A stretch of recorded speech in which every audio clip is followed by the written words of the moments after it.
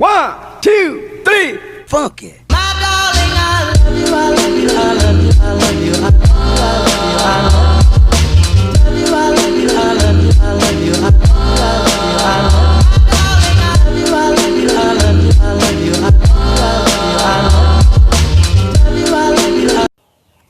Assalamualaikum warahmatullahi wabarakatuh. Hi everyone, my name is Cicio Melani Anggi Triyana Putri. My student number is 183221278 and I'm from class 5G. So this video was made to fulfill the assignment in curriculum and material development subject. In this video, I would like to present the material about curriculum. So let's just move on to the video. So, the first material is about definition of curriculum. The word curriculum comes from the Latin currere, which means running in a running field that has a starting line and a finish line.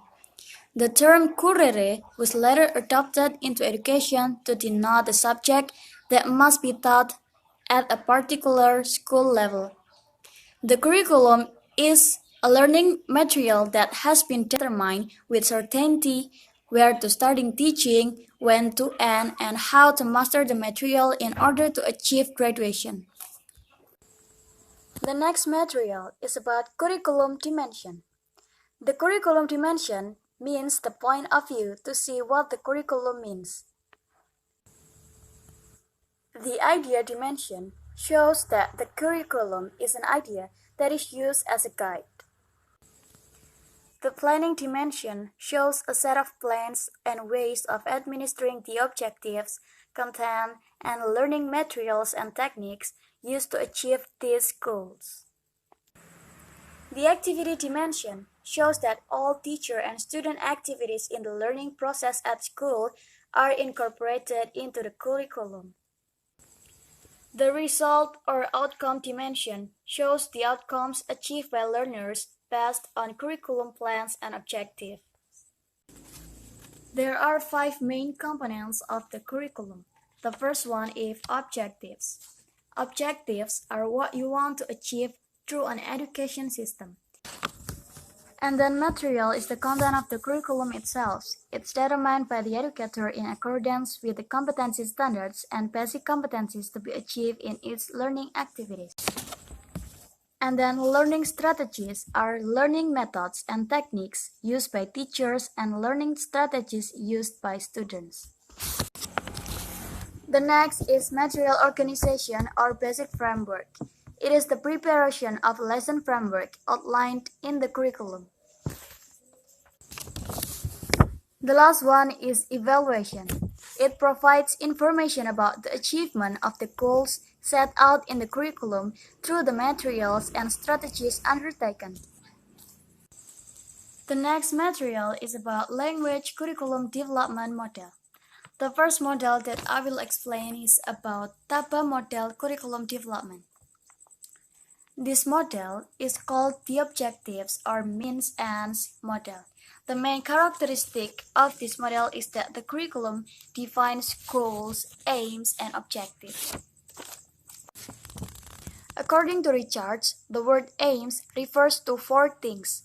First, describes the objectives and program boundaries, and then provides guidance for teachers, learners, and teaching material writers, and then help provide a teaching focus, and then the last is describes the change that can be realized through teaching. Richards also suggests the following objectives. First, objectives must be consistent with the aims in the curriculum, and then clear, not fuzzy and unambiguous, and then feasible, which can be achieved at the end of lessons that is carried out within a certain period of time. Brown explains that goals emphasize 4 things. First, goals is a general statement of the purpose of a program. And then goals is a statement about the learner's competence after completing the program. Goals can be the basis for developing the specific objectives of each course.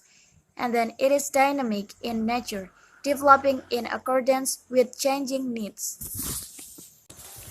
According to White, This model aims to create creativity in curriculum developers.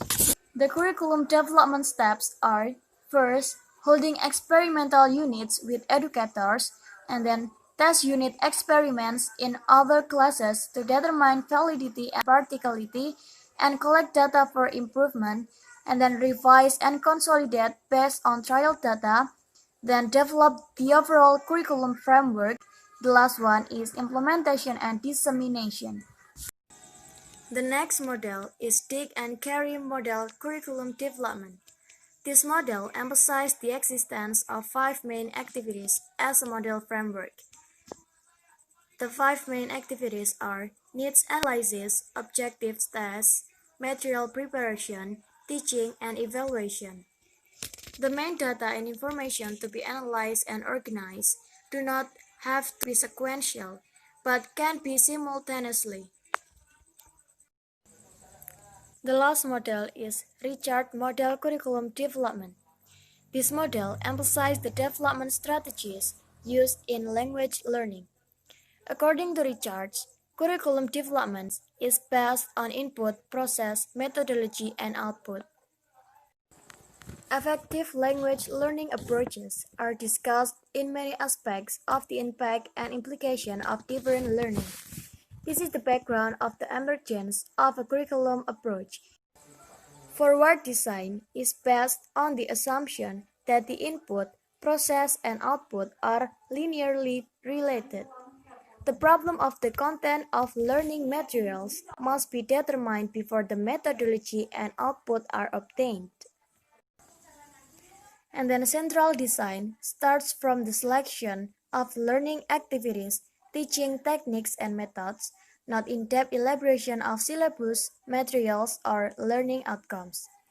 Then input and outputs are developed after the methodology is determined. The central design is also called a process or student-focused learning approach. The last is backward design. It begins with output specification and uses learning outputs to develop learning process and inputs. It starts with the careful formulation of the desired result based on learning outcome. So, this is the end of my video. Hope you guys understand what I have explained about, and thank you so much for watching. Don't forget to like and share this video. 1, 2, 3.